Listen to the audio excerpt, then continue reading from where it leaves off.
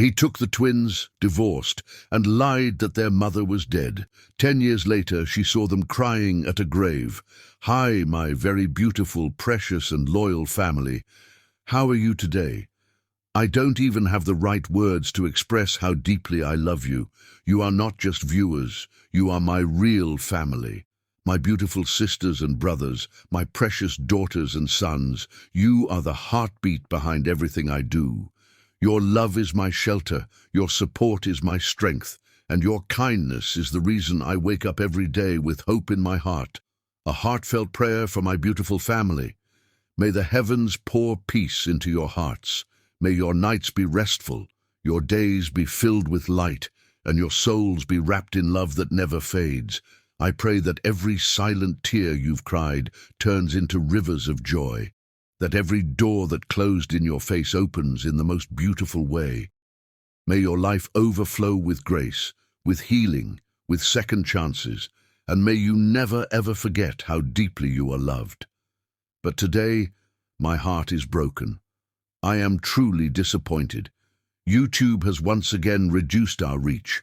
After all the love we've poured into this journey, after all the sleepless nights and every single prayer, it feels like they've muted our voice, like they've turned their backs on everything we've built together. I feel invisible. And the truth is, I'm really sad. I feel like giving up. I feel like walking away from it all, because how many times can a heart keep breaking? But then I remember you. Yes, you. Reading this right now, my family, my angels, you are the reason I've come this far, and I still believe that with your love, we can rise again. So please, if you love me the way I love you, don't stop. Like the videos, leave your beautiful comments, share them with someone you love. Remind the world that we are still here, that love like ours can't be silenced. Let's start with love, real, powerful, unbreakable love. I'm holding on to you. Please don't let go. I love you more than you'll ever know. Joyce Tetty's fingers danced across the piano keys, her voice rising and falling like gentle waves against the shore. The lullaby, her grandmother's lullaby, brought from Ghana generations ago, filled the small apartment she shared with John Perlman. Outside, Chicago's autumn painted the world in amber and crimson, but inside there was only the music and the curve of her belly, stretched taut with the twins she carried. "They're dancing," Joyce laughed, taking John's hand and placing it where tiny feet kicked in rhythm to her song. "They know their mama's voice already." John smiled, but something hollow lingered behind his eyes. He'd been different since the pregnancy announcement, more distant, more haunted.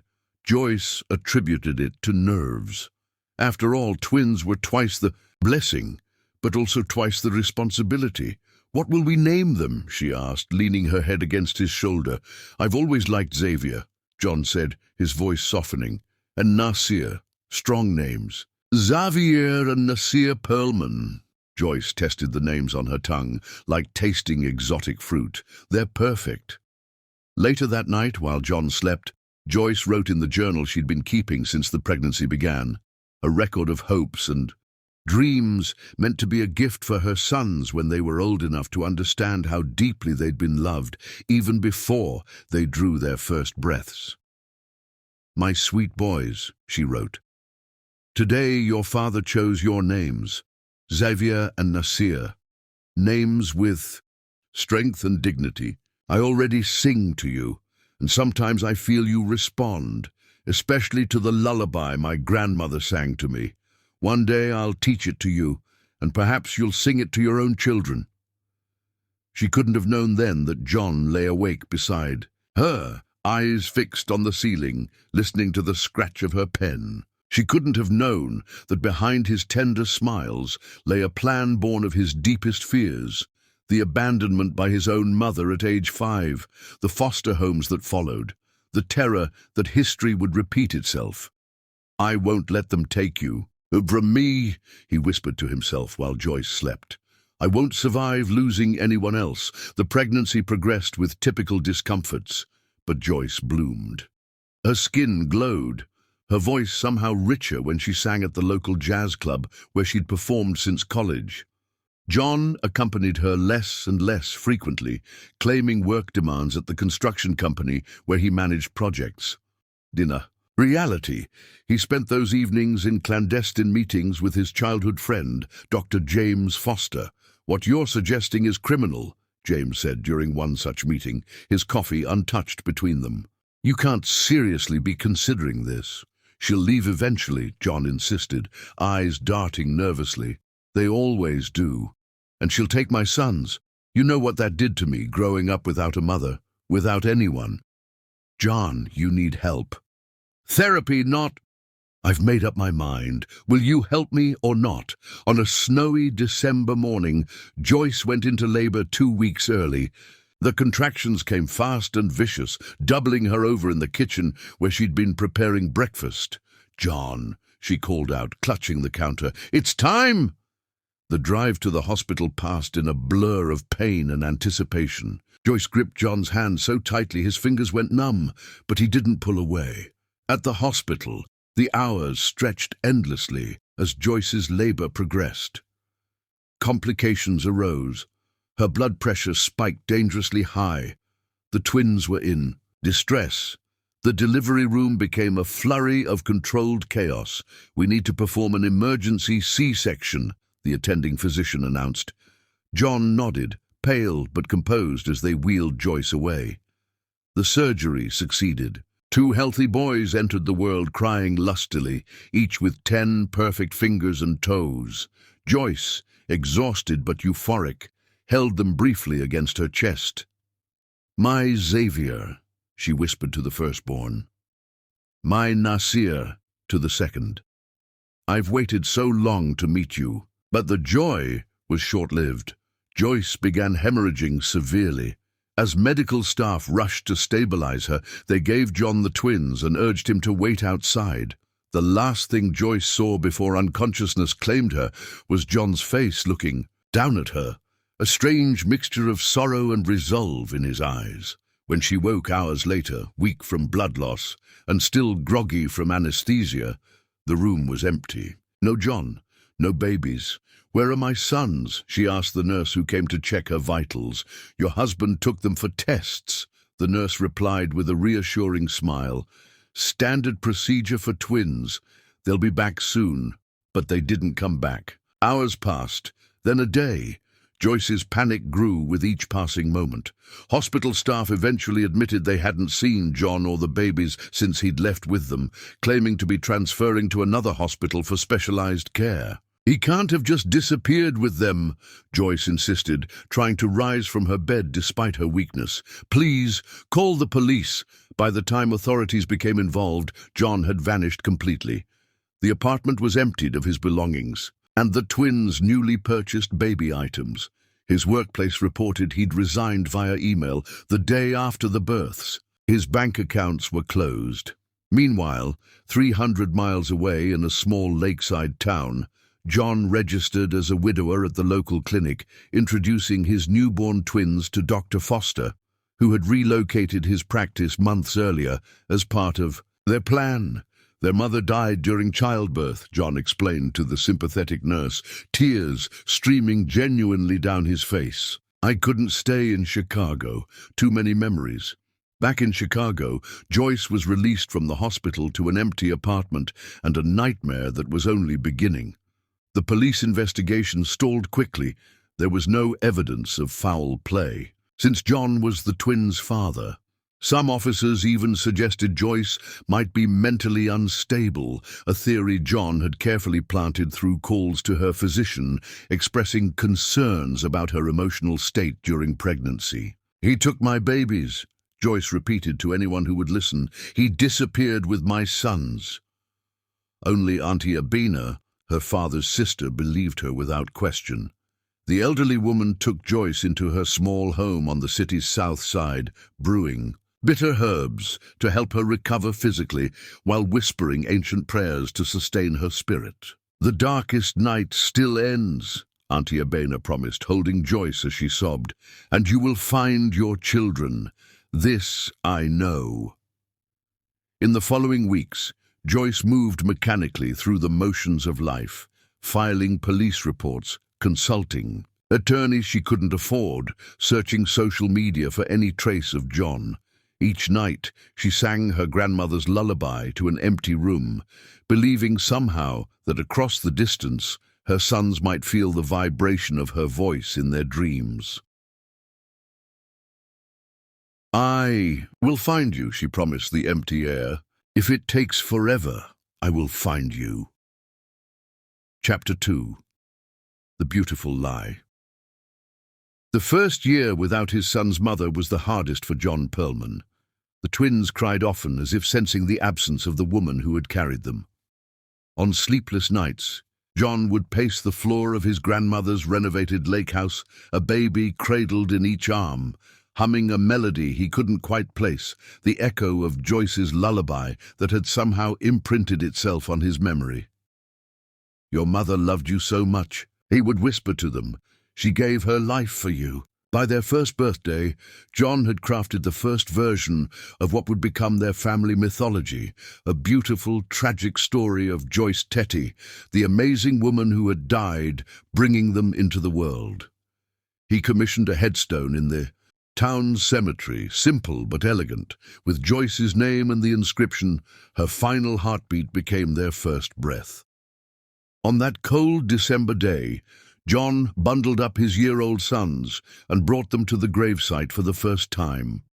He placed a small framed photograph, Joyce at the piano, her face in profile, smiling at something outside the frame, against the stone. "This is your mama," he told the toddlers, who stared in confusion at the cold marble. "She's watching over you from heaven." The boys were too young to understand, but John was establishing a ritual that would anchor their childhood, the annual pilgrimage to Mother's grave, where gifts would be left and memories that never existed would be shared. In Chicago, Joyce marked that same day by lighting a candle for each of her missing sons. 1 year of searching had yielded nothing. The police case had gone cold. Her modest savings had been depleted on private investigators who found no trace of John or the twins. Even Joyce's music had abandoned her.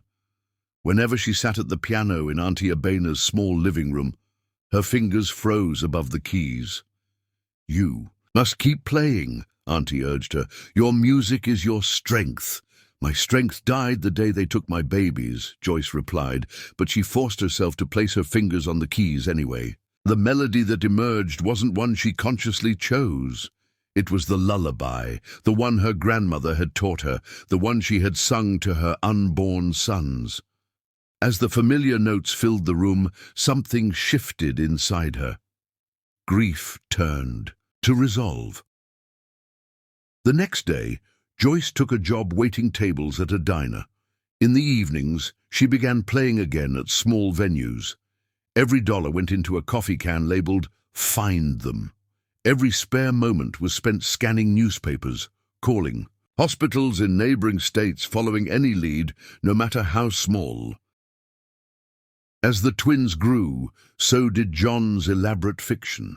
He told them their mother had been a pianist with a voice like an angel. This much at least was true. He said she had loved autumn best of all seasons, that her favorite flowers were sunflowers, that she'd been born in Africa but came to America as a child. He showed them the few photographs he'd kept, Joyce, frozen in time, always smiling, always unaware of the theft to come. By the time Xavier and Nasir turned 5, they had constructed their own relationship with this ghost mother. Xavier, the more contemplative of the twins, would sometimes sit at the upright piano John had purchased and pick out simple melodies, claiming he was playing like Mama. Nasir, more physically expressive, insisted on wearing one particular blue sweater to the grave each year because Mama would like this color. John watched their attachment to this fabricated memory with a mixture of guilt and justification. He told himself the beautiful lie was kinder than what he perceived as the inevitable truth, that Joyce would have left them all eventually. His own childhood wounds spoke louder than reason. In their 6th year, a new character entered the story. Eliza Montgomery, the twins' kindergarten teacher, caught John's attention at a parent-teacher conference with her gentle manner and genuine affection for his sons. "Xavier has an extraordinary musical ear," she told John, "and Nasir's artwork shows emotional depth unusual for his age." Something in her warm assessment broke through John's carefully constructed walls. Within a year, they were married in a small ceremony by the lake. The twins served as ring-bearers, solemn in their matching suits.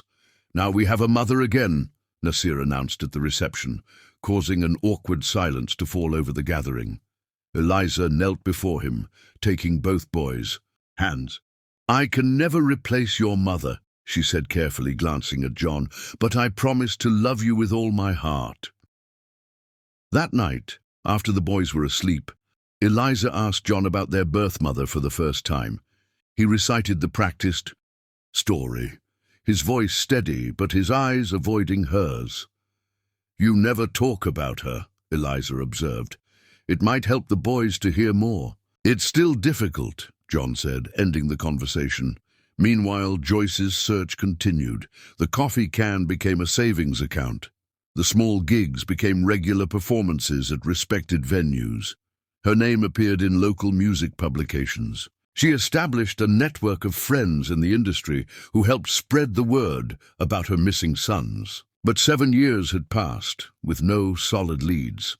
On the twins' 8th birthday, Joyce sat in a therapist's office, finally acknowledging what her aunt had long suggested, that she needed help carrying this burden. "I feel like I'm the only one who remembers they exist," she confessed, "like the world has moved on and I'm frozen in time, waiting." "Have you considered the possibility that you may never find them?" the therapist asked gently. Joyce's spine straightened. "No," she said firmly. "That's not an option. They're alive, they're out there, and they need to know their mother didn't abandon them." That same day, Xavier and Nasir stood at Joyce's grave, now old enough to have questions John struggled to answer. "Did she like music like me?" Xavier asked. "Did she draw pictures?" Nasir wondered. "What did her voice sound like? Was she afraid when she was dying?" John answered as best he could, weaving truth and fiction so tightly that even he sometimes couldn't distinguish between them. That night he found Xavier at the piano, playing a melody that made John's blood run cold. The lullaby, Joyce's lullaby, played imperfectly but recognizably. "Where did you learn that?" John asked, his voice tight. Xavier shrugged. "I don't know. I think I've always known it. Maybe Mama taught it to me before I was born." John didn't correct him. Instead, he added a new element to the mythology. That Joyce used to sing this special lullaby when the twins were in her womb. The lie grew more beautiful, more elaborate, and more dangerous with each passing year. In Chicago, Joyce's breakthrough finally came in the most unexpected way. An old classmate from her music program spotted a small human interest piece in a local newspaper from a lakeside town, a photograph of twin boys playing piano at a community talent show. The caption mentioned that one of them, Xavier Perlman, had played a haunting lullaby he claimed to have known since before birth. When the classmate forwarded the article to Joyce, her hands trembled so violently she could barely hold the paper. The boys' faces, her face, John's face, merged into two unique beings, stared back at her from the grainy image. After 9 years of fruitless searching, she had found them through the very lullaby that had connected them before birth. "I've found you," she whispered, pressing the paper to her heart. "I've finally found you." Within days, Joyce had liquidated her savings, sublet her apartment, and boarded a bus to the small lakeside town. She carried nothing but a small suitcase and the newspaper clipping that had changed everything. For the first time in nearly a decade, she felt something long forgotten: hope. Chapter 3. The Empty Grave.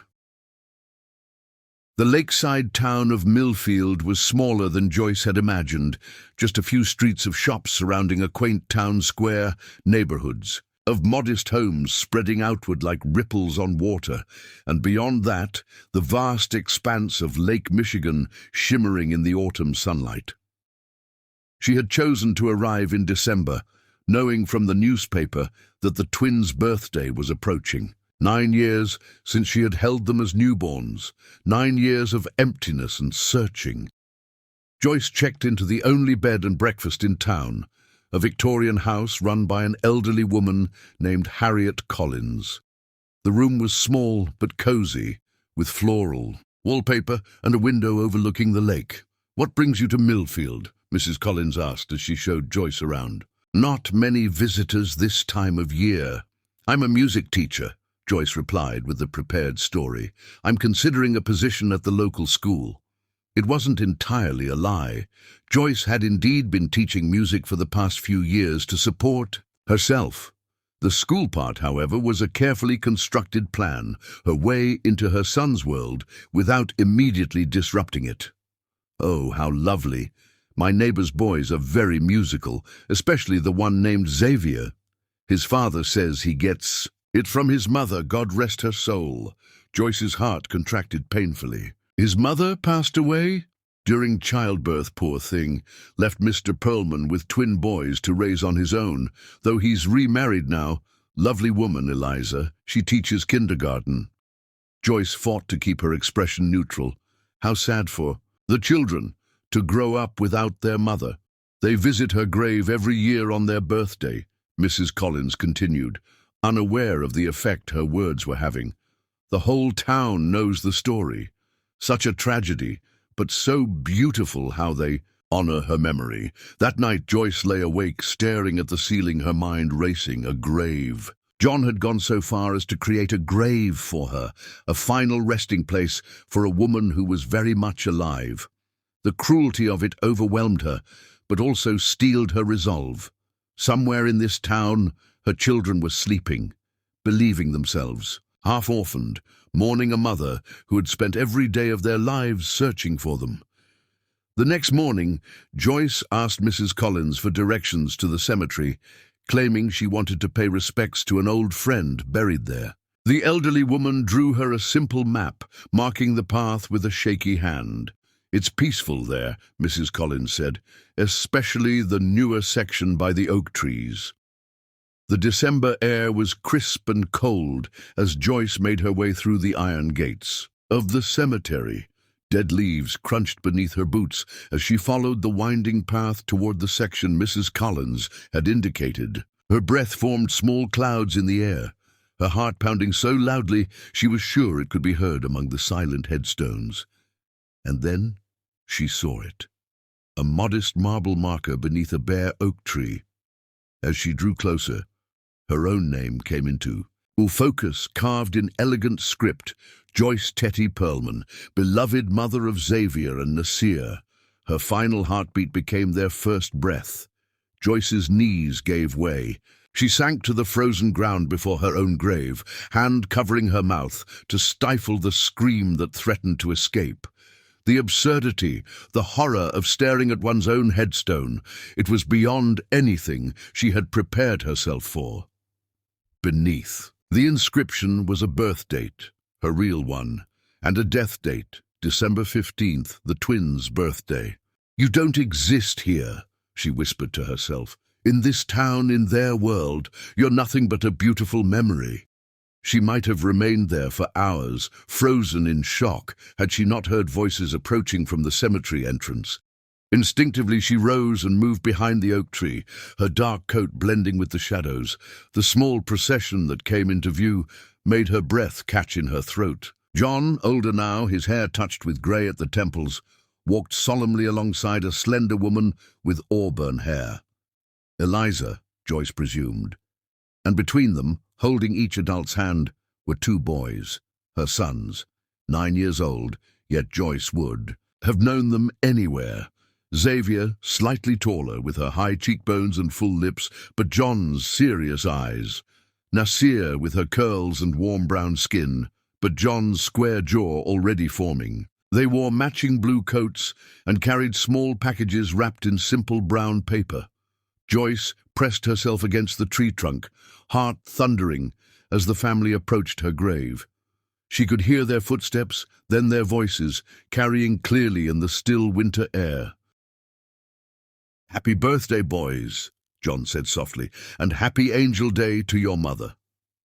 "Do you think she can see us?" Nasir asked, his voice high and clear, a child's voice, yet one Joyce had never heard until this moment. "I know she can," Eliza answered, squeezing his hand. "She's always watching over you." "I brought her something special this year," Xavier said, kneeling to place his package by the headstone. "I wrote down that lullaby I always know in my head." Joyce bit her knuckle to keep from making a sound. The lullaby, her grandmother's lullaby. He still remembered it somehow. "That's beautiful, Zav," John said, and Joyce could hear the strain in his voice. She would love that. Nasir stepped forward next, carefully placing his own package beside his brother's. "I drew a picture of all of us, even Mama. I put her in the sky, looking down." "That's perfect," Eliza murmured. "I'm sure she treasures every gift you bring her." The family stood in silence for a moment. Then John spoke, his voice thick with emotion that Joyce couldn't decipher. "Guilt? Grief? Some mixture of both?" "Joyce," he said, addressing the headstone directly, "the boys are growing so fast. You'd be proud of them. Xavier's music teacher says he has perfect pitch just like you did. And Nasir's art won first prize at school last month." Behind them, "Tree," the real Joyce mouthed the words along with him. "Just like you did." So John had told them the truth about some things. Her music, her heritage. Small truths to make the big lie more convincing. "I miss you every day," John continued. And Joyce had to swallow a bitter laugh. How could he miss what he had deliberately discarded? The family remained for a few more minutes, the boys taking turns telling their mother about their year, their accomplishments, their hopes. Joyce memorized every word, storing them like precious gems, these stolen pieces of her sons' lives. Finally, John placed his hand on Xavier's shoulder. "We should go, it's getting cold." "Bye, Mama," the twins said in unison, each touching the headstone before turning away. Joyce waited until they were well out of sight before she emerged from her hiding place. On unsteady legs, she approached the grave, her grave, and knelt before it. With trembling fingers, she touched the cold marble, tracing the letters of her name. Then she looked at the packages the boys had left. She knew she shouldn't open them.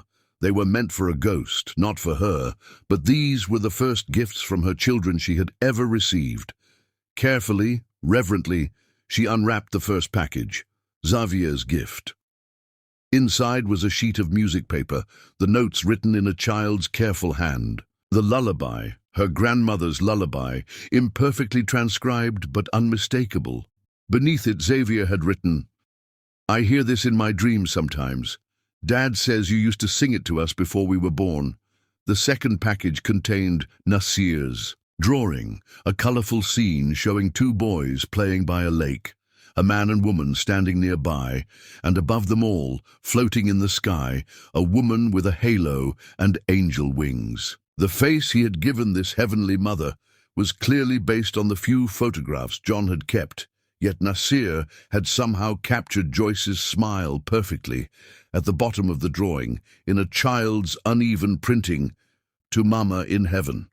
I wish you could play with us." Joyce pressed both gifts to her heart, tears streaming down her face. "I'm here," she whispered to the empty air. "I'm right here." She remained at the grave until the winter light began to fade, formulating her plan. She couldn't simply appear. In their lives, claiming to be their mother returned from the dead.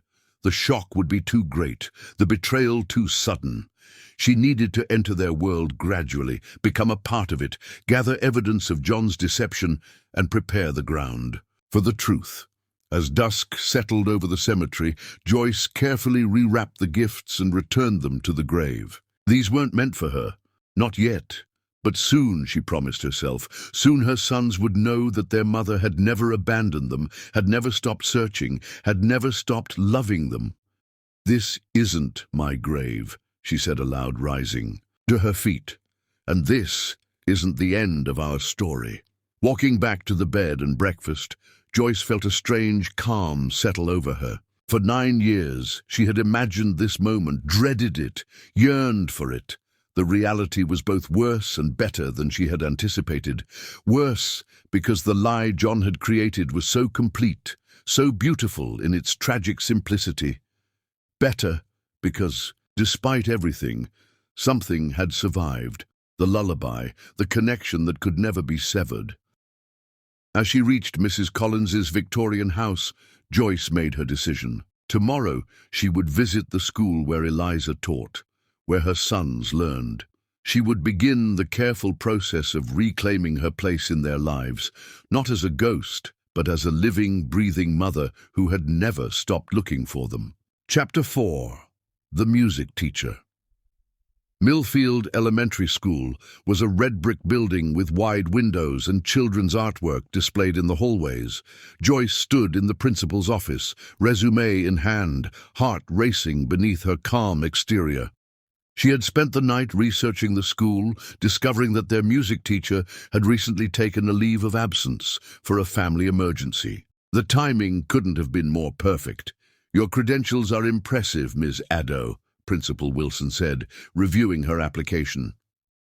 Joyce had chosen to use her mother's maiden name, close enough to her heritage to feel authentic, distant, enough from Tetty to avoid suspicion. "And we're desperate for someone to fill in until Mrs. Baxter returns. The winter concert is just 3 weeks away." "I understand the time constraints," Joyce replied, her voice steady despite her inner turmoil. "I could start immediately." The principal smiled, clearly relieved. "That would be wonderful. The students have been working hard on their performances. I'd hate to disappoint them, especially the 5th graders. We have some very talented musicians." In that class, 5th grade, her son's grade, Joyce maintained her professional demeanor, though her pulse quickened. "I look forward to meeting them." An hour later, paperwork completed and temporary contract signed, Joyce was shown to the music room, a large space with risers for the choir, various instruments arranged along the walls, and a baby grand piano. In the corner, she ran her fingers lightly over the keys, remembering how music had been her lifeline during the years of searching. "The class schedule is on the desk," the principal said. "5th grade has music right after lunch at 1:15. Joyce nodded, already counting the hours. "Thank you. I'll be prepared." Alone in the music room, Joyce took a deep breath, trying to calm her racing thoughts. Was she really going to do this? Teach her own children without revealing who she was? The ethical questions had kept her awake most of the night, but what choice did she have? Approaching them directly would cause chaos in their young lives. She needed to build trust, gather evidence, create a foundation before the inevitable revelation. The morning passed in a blur of introductions and quick assessments of each class's progress on their winter concert pieces. Joyce was grateful for the distraction of work, for the comfort of being in her element. Music had always been her refuge, and now it was her bridge to her children. When the 5th grade class filed in after lunch, Joyce felt as though all the oxygen had been sucked from the room. There they were, Xavier and Nasir, in the middle of a group of 20 chattering 10-year-olds. Up close, the resemblance was undeniable. Xavier had her eyes, her long pianist's fingers. Nasir had her curls, her dimple when he smiled. "Good afternoon, everyone," she managed to say, her voice miraculously steady. "I'm Ms. Addo, your substitute music teacher. Mrs. Baxter has had a family emergency, but she's left detailed notes about your winter concert preparations." The class settled into their seats, eyeing her with the natural curiosity reserved for any new teacher. Joyce's gaze kept returning to her sons, drinking in the details of them. The way Xavier sat straight and attentive, the way Nasir fidgeted with a pencil, the identical tilt of their heads when they were interested. "Before we begin with the concert pieces, I'd like to get to know each of you a bit better," Joyce said. "Music is personal. It speaks differently to each of us. So when I call your name, please tell me your favorite kind of music or instrument." She worked her way alphabetically through the class list, careful not to linger too long on any child, though every fiber of her being wanted to focus solely on her sons. When she finally called Nasir Perlman, her mouth went dry around his name. Nasir looked up, his expression open and guileless. "I like drums," he said, "and songs with stories in them." Joyce nodded, committing his answer to memory. "Storytelling through music is one of humanity's oldest traditions," she said, fighting to keep her voice teacher-appropriate rather than mother-adoring. "Xavier Perlman." Xavier straightened in his seat. "Piano," he said without hesitation. "Classical, mostly, but I like jazz too, just like her." The similarities made Joyce's heart ache. "Do you take lessons?" she asked, though she already knew the answer from Mrs. Collins's gossip. "Since I was 6, Xavier replied. "My mother was a pianist." The past tense struck Joyce like a physical blow. "My mother was, not is, never is." "That's wonderful," she managed to say. "Music often runs in families." After learning everyone's preferences, Joyce moved on to the concert pieces. The class was performing 2 songs as a group, with a few students giving solo performances. Xavier, she discovered from Mrs. Baxter's notes, was playing a piano piece, Debussy's Clair de Lune. Ambitious for a 10-year-old, would anyone like to demonstrate where they are with their solo pieces? Joyce asked. "It would help me understand what we need to work on before the concert." Xavier's hand shot up immediately, his confidence apparent. Joyce nodded, trying to appear merely professionally interested as her son, made his way to the piano. He settled on the bench, adjusted his posture just as she would have taught him, and began to play.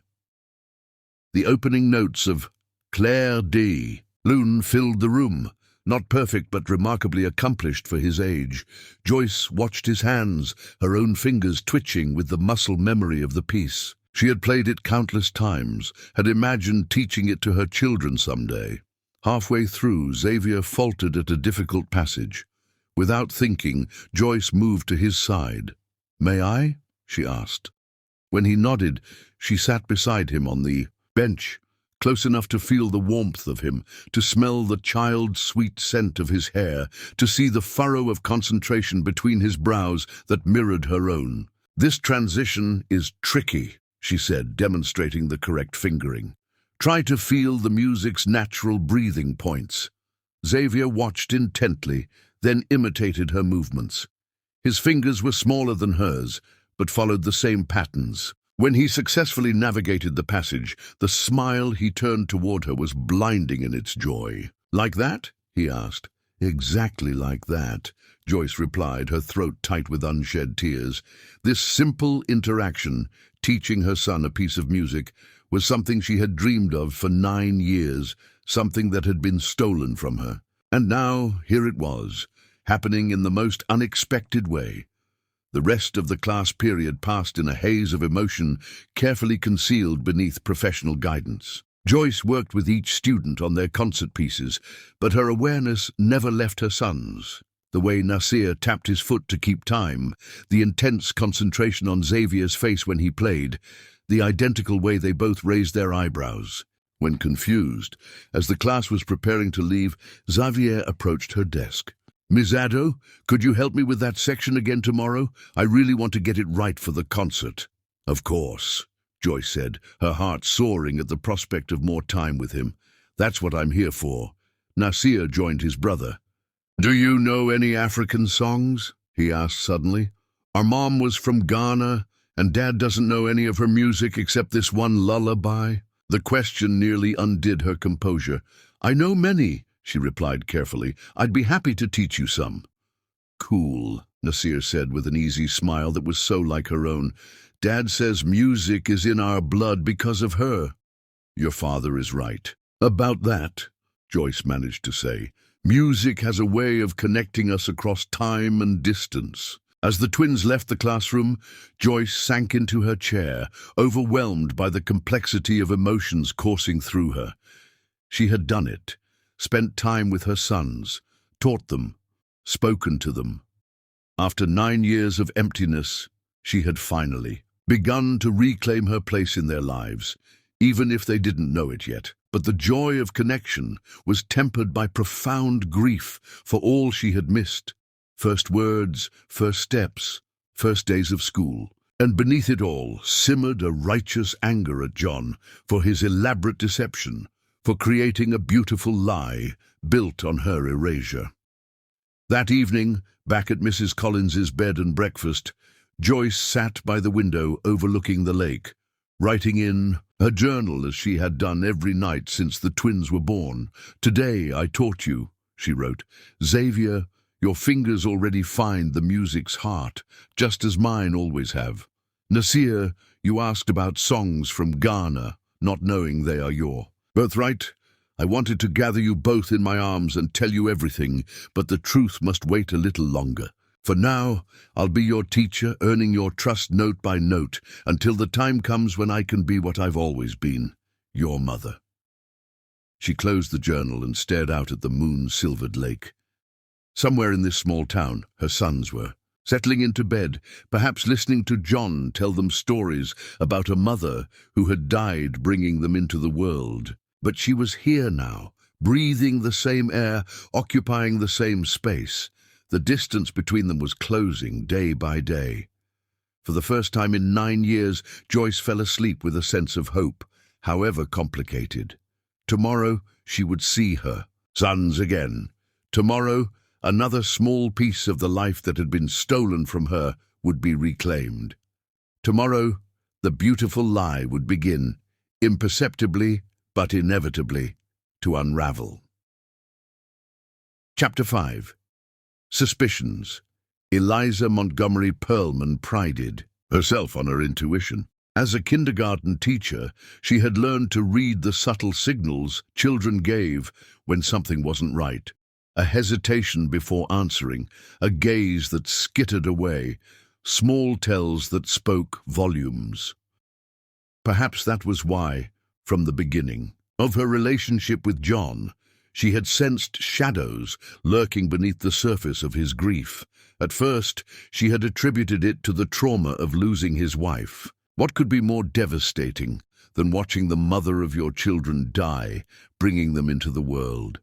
She had been patient with his reticence, understanding when he changed the subject whenever Joyce was mentioned, supportive when he struggled, to share memories with the boys. But after 3 years of marriage, the inconsistencies had begun to accumulate like dust in forgotten corners. John claimed Joyce had been born in Ghana, yet the few photographs he had showed a woman clearly born and raised in America. He said they'd met in college, but could never remember which one when pressed.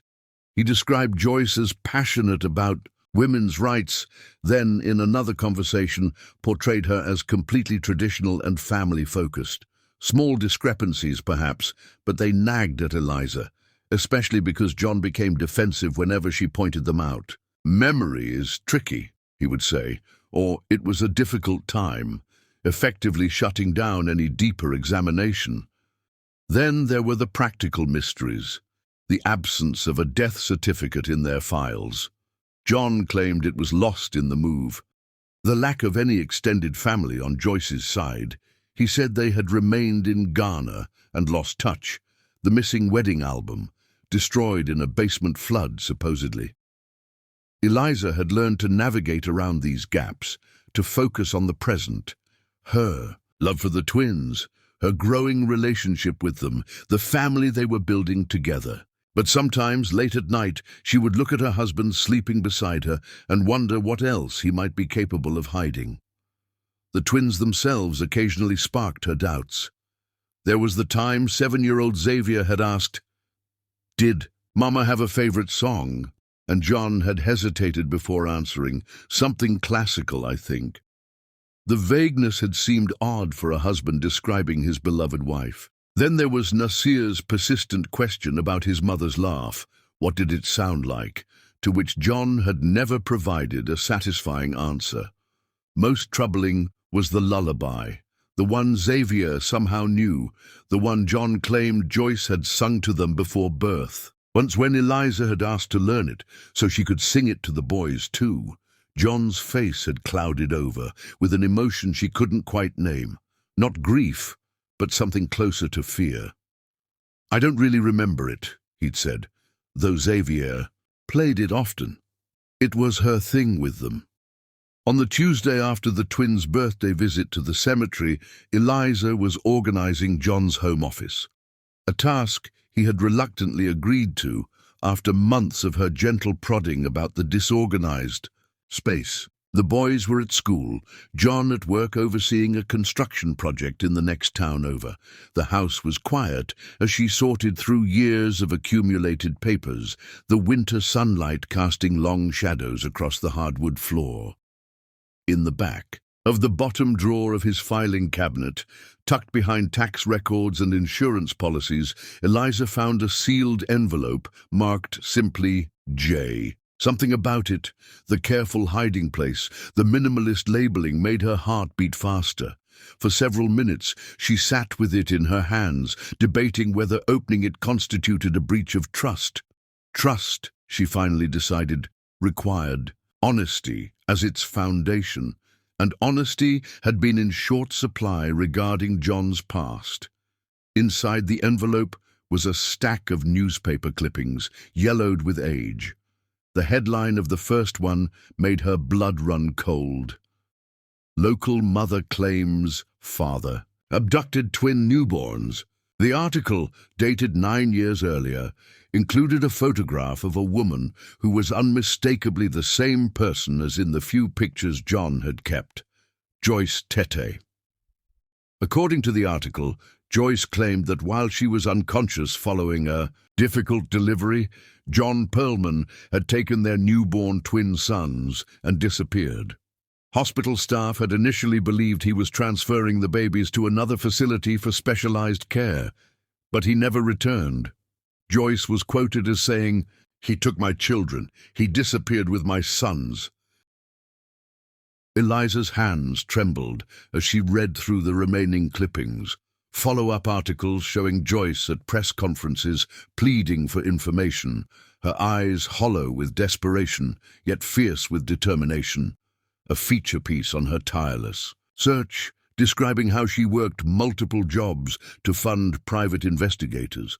A small mention of a candlelight vigil held on the twins' first birthday, where Joyce had performed a lullaby she said she used to sing to them in the womb. The most recent was from 5 years ago, noting that while the case remained officially open, leads had dried up and authorities had no new information.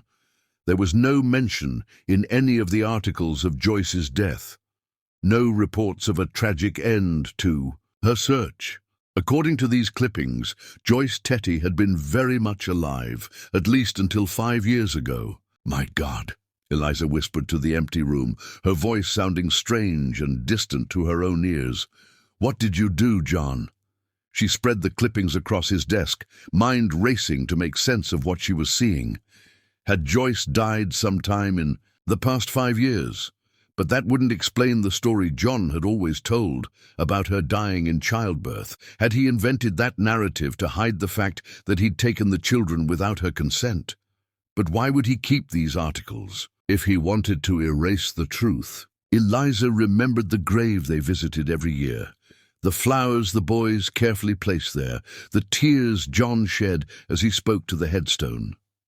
Had it all been an elaborate performance? A chill ran through her as she considered the implications, not just for John and the mysterious Joyce, but for Xavier and Nasir, who had built their understanding of themselves around the beautiful story of a mother who had sacrificed her life for theirs. She sat back in John's leather office chair, trying to calm her racing thoughts. She needed more information before confronting John. These articles painted a disturbing picture, but they were one-sided. There had to be more to the story.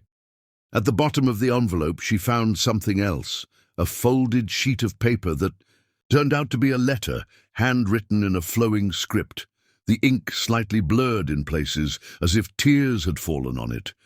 John, I don't know if you'll ever read this, but I need to write it anyway. Today, the twins turned 5, and somewhere you're celebrating with them while I light candles in an empty room.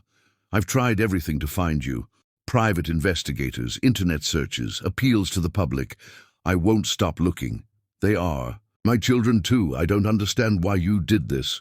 We could have worked something out, could have shared their lives even if our relationship was over. Instead, you've stolen 5 years that I can never get back. 5 years of first words, first steps, first days of school. What have you told them about me? Do they know I exist? Do they know I've never stopped searching? Or have you created some fiction to explain my absence? If you ever find your conscience, know that I will forgive you, not for your sake, but for theirs. They deserve to know the truth. Chapter 6. The letter's truth. The letter was signed simply J. No return address, no indication of its journey. Only a postmark from Chicago imprinted 5 years ago, like a teardrop fossilized in time. Eliza studied it, her educators, mind meticulously gathering clues. The handwriting was elegant, educated. The same flowing script she had seen on the sheet music Xavier had left at the grave. The same graceful curves that now seemed to spell out betrayal. The paper itself held a history, small wrinkles where it had been gripped too tightly, faint water stains that might have been tears. She ran her fingertips over the indentations where the pen had pressed firmly, as if the writer had been channeling years of grief into each carefully formed letter. I've tried everything to find you, the letter read. Everything. The word seemed to pulse on the page. What was everything to a mother searching for her stolen children? What depths of desperation, what heights of hope had this woman experienced in the vacuum left by twin-shaped absences? With hands that felt foreign to her, trembling, uncertain, unlike her usual steady kindergarten teacher confidence, Eliza carefully replaced everything in the envelope and returned it to its hiding place. Her thoughts churned like storm-tossed waters, each wave bringing a new, terrible understanding. Through the kitchen window, winter sunlight spilled across the countertop, where the twins ate breakfast each morning, where John kissed the tops of their heads before school, where their family, her family, had built hundreds of ordinary, precious moments. That light now seemed to illuminate every shadow, every unanswered question she had dismissed over the years. She needed more information before confronting John. 5 years was a long time. Perhaps Joyce had indeed passed away since writing this letter, making John's story a delayed truth rather than an outright lie. But that wouldn't explain why he had always maintained she died in childbirth, why he had constructed an entire mythology around her sacrifice, why he visited an empty grave. With shaking hands, Eliza made herself a cup of tea, the ritual movements a futile attempt to restore normalcy. The kettle's whistle seemed to scream into the silence of the house. She poured the steaming water over a tea bag, watching it bloom amber, transform from one state to another, just as her understanding of her marriage, her family, was transforming before her eyes. She opened her laptop, the blue light harsh against the warm, natural sunlight. She typed Joyce Tetty Pianist Chicago into the search engine, half expecting to find an obituary, some evidence that John's lies were at least partially rooted in truth. Instead, she found life, vibrant, ongoing, undeniable. Current performances scheduled at jazz clubs around Chicago.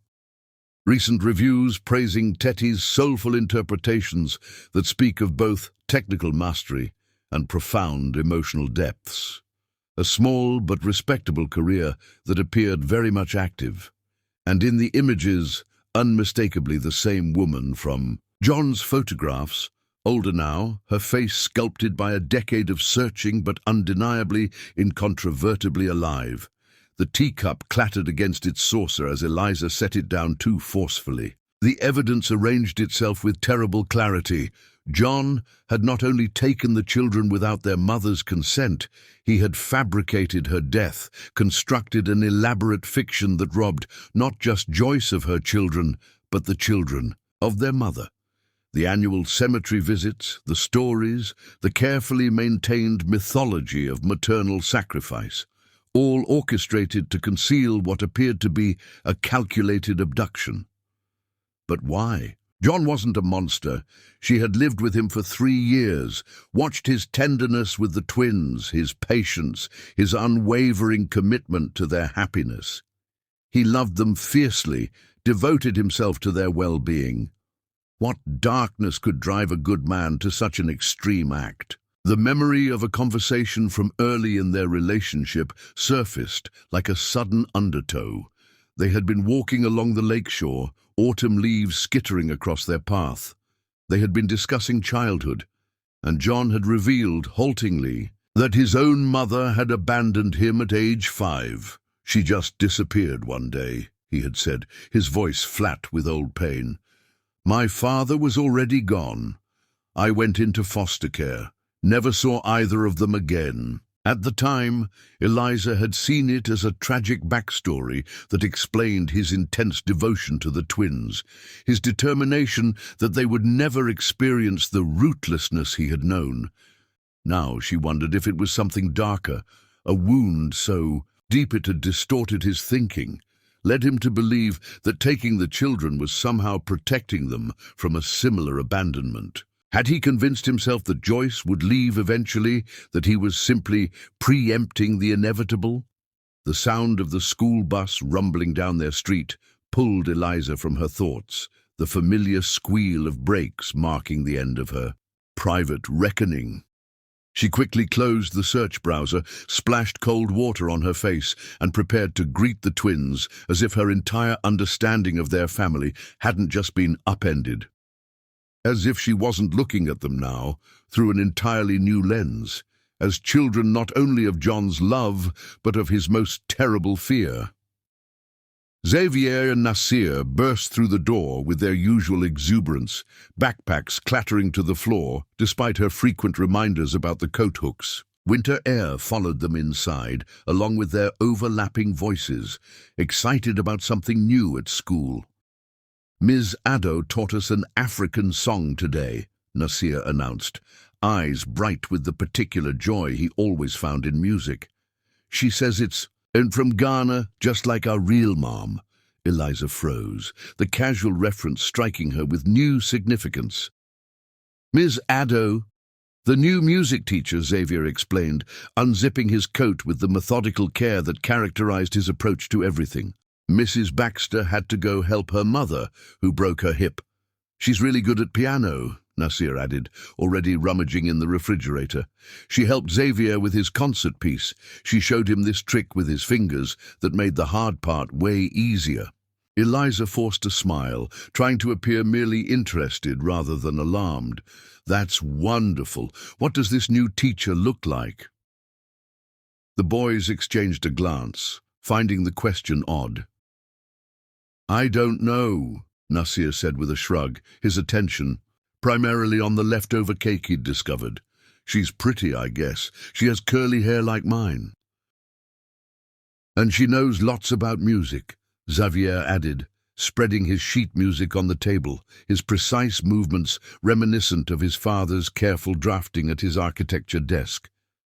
"She said she'd help me after school with the hard parts of my song. She said she could hear how musical I am just from the way I breathe between phrases." A cold feeling spread through Eliza's chest, like frost blooming on a window pane. It couldn't be. The coincidence would be too extraordinary, too cruel, in its perfect symmetry. And yet, "What's her first name?" she asked, keeping her voice casual while her heart hammered against her ribs. "I don't remember," Nasir said, already losing interest in the conversation as he bit into his slice of cake. "I think Mrs. Wilson "I called her Joyce when she introduced her," Xavier said absently, his attention focused on marking fingerings in his music with a mechanical pencil, his small brow furrowed in concentration. The room seemed to tilt around Eliza, familiar objects. Suddenly strange, ordinary sounds, distorted. Joyce, a music teacher from Ghana, appearing immediately after the twins' birthday when they had visited the grave. It couldn't be coincidence. After 10 years of searching, Joyce Tetty had found her sons. Eliza excused herself and retreated to the bathroom, where she stood gripping the edge of the sink, trying to steady her breathing. The woman in those news clippings, the real mother of the twins she had come to love as her own, was here in Millfield.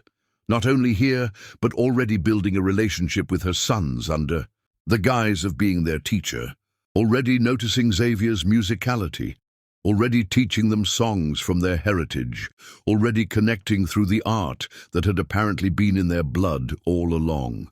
The familiar maternal protectiveness she felt toward Xavier and Nasir warred with an unexpected empathy for this woman who had spent a decade searching for her stolen children. Both instincts collided with her shock at John's deception. The man she had married, had built a life with, had committed an unthinkable act and maintained the lie for years, drawing her into its elaborate architecture without her knowledge or consent. She studied her reflection in the mirror, searching for some visible sign of the seismic shift that had just occurred in her life. But there was only her ordinary face looking back at her, the face that smiled at the twins over breakfast each morning, that John kissed before bed each night. She was the same, but everything around her had changed, reality itself altered by what she now knew.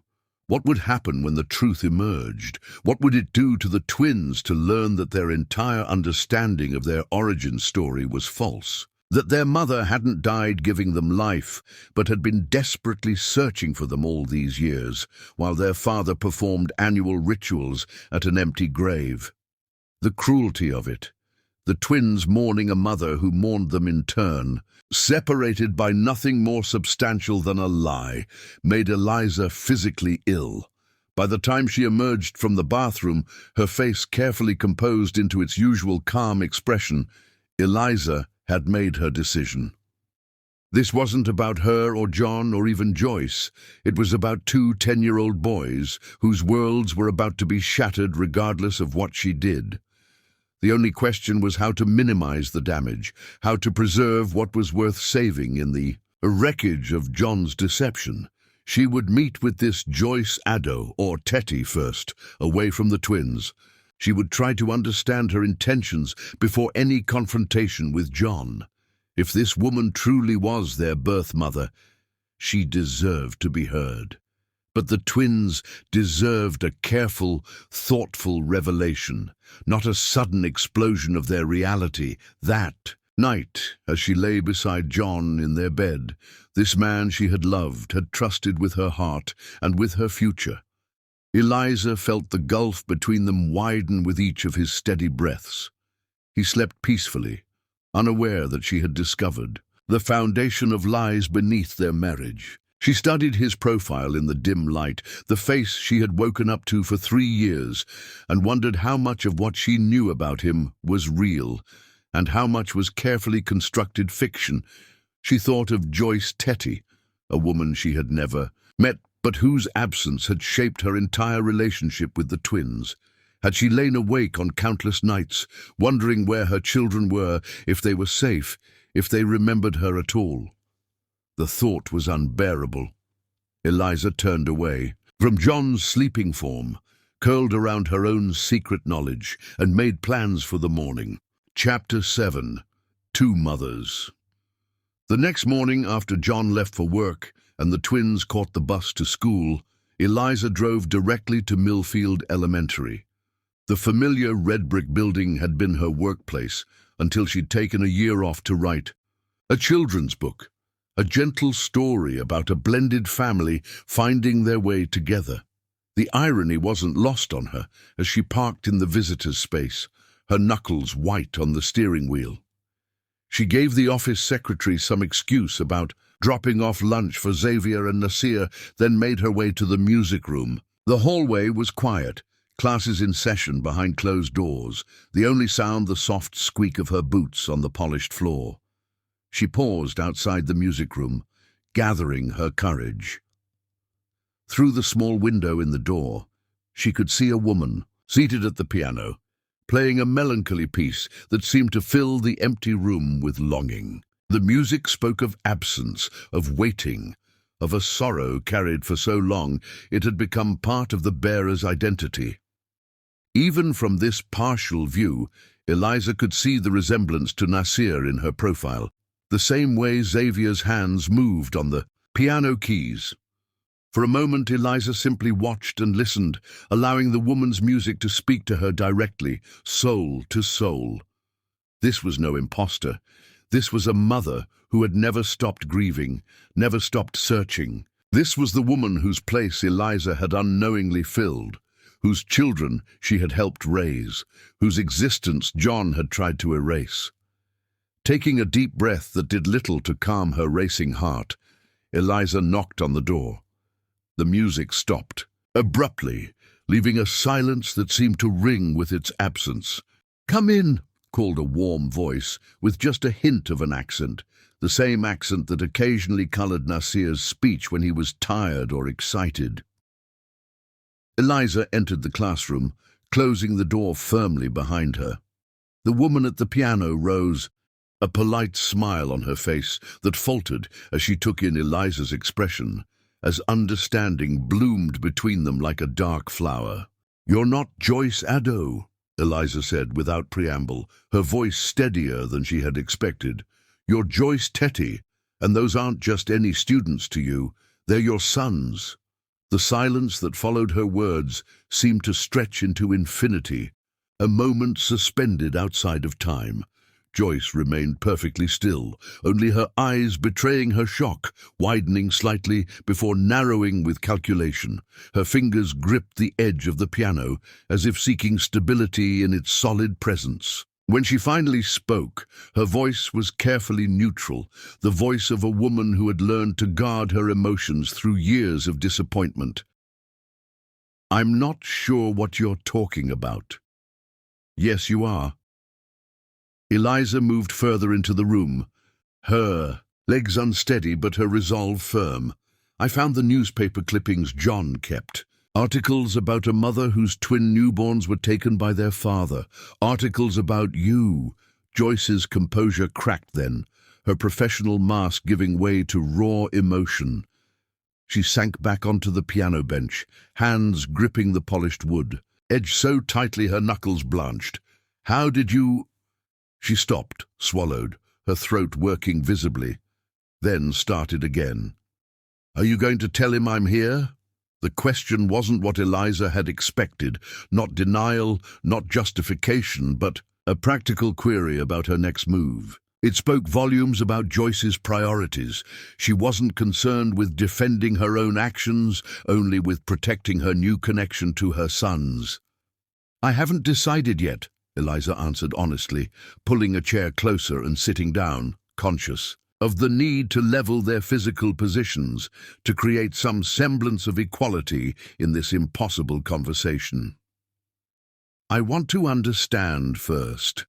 All these years, John told the boys, that you died bringing them into the world. They visit your grave every year on their birthday." Joyce flinched as if struck, her hand flying to her throat. "A grave! He built me a grave!" "With your name on it." Her final heartbeat became their first breath. That's what the inscription says. A sound escaped Joyce then. Not quite a laugh, not quite a sob, but something between the two. A sound of disbelief so profound it transcended ordinary emotional categories. "So that's the beautiful lie he created. I died a hero, giving my life for theirs." She shook her head slowly, a tear escaping despite her obvious effort at control. "It explains so much about how they look at me, like I'm a stranger, when I feel as if I've known them all my life." The pain in her voice was so raw, so genuine, that Eliza felt her own eyes fill with sympathetic tears. She had come here prepared for confrontation, perhaps even anger.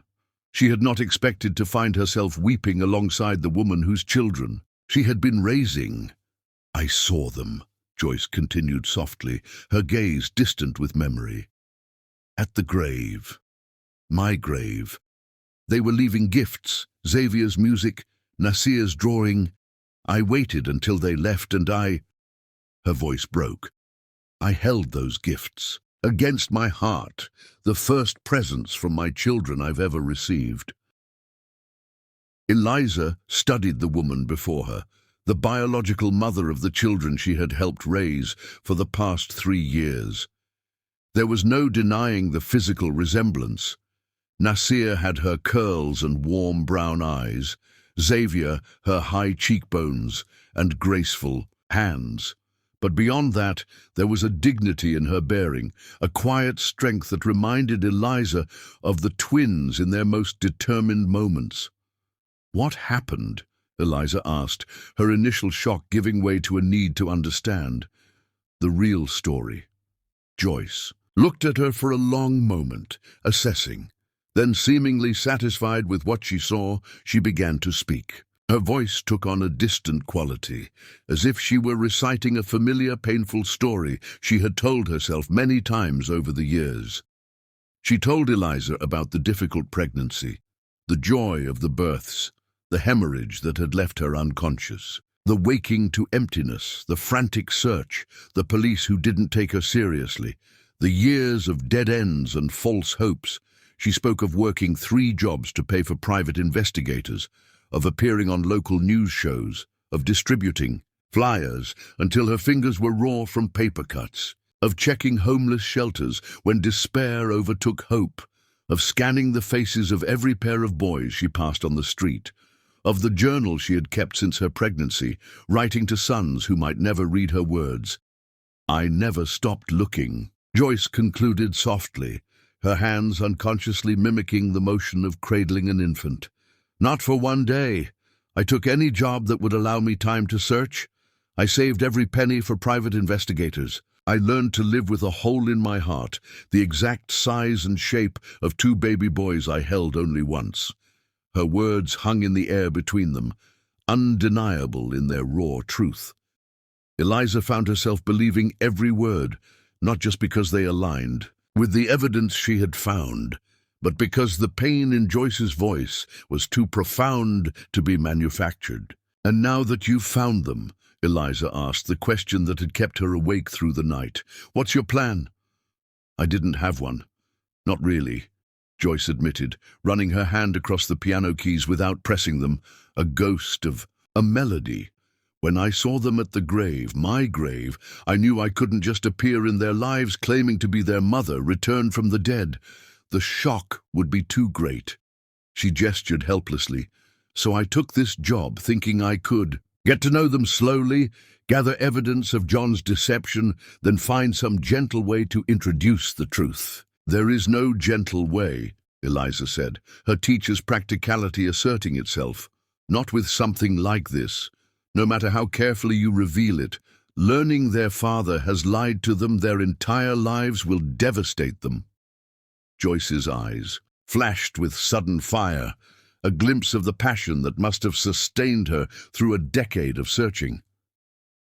"And who created that situation? Not me.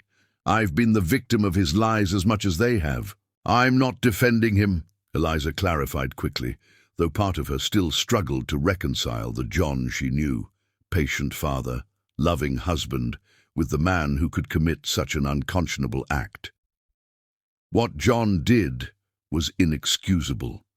But Xavier and Nasir are real children, not abstract concepts of justice. They're sensitive boys who believe their mother died for them. Finding out she's alive, that will be joyful, yes, but also traumatic. The fire in Joyce's eyes dimmed, replaced by something more contemplative. "You care about them," she observed. Truly care about them. I've loved them since they were 7 years old, Eliza said simply. I'm not their mother. I've never tried to replace you in their hearts, but I would do anything to protect them from unnecessary pain.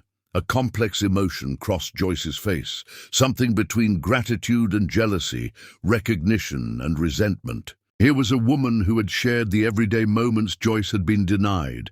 School projects and skinned knees, nightmares and birthday candles, all the mundane miracles of watching children grow. Then help me, Joyce said finally, extending her hand across the distance between them, a bridge over troubled waters. Help me find a way to tell them that minimizes the trauma. The request caught Eliza off guard. She had come here expecting confrontation, perhaps even a fight for the boys' future. Instead, Joyce was offering collaboration, putting the twins' well-being above her own rightful anger. "What about John?" Eliza asked, the question she had been avoiding, the name that felt strange on her tongue now, as if speaking of a stranger, rather than her husband. Joyce's expression hardened.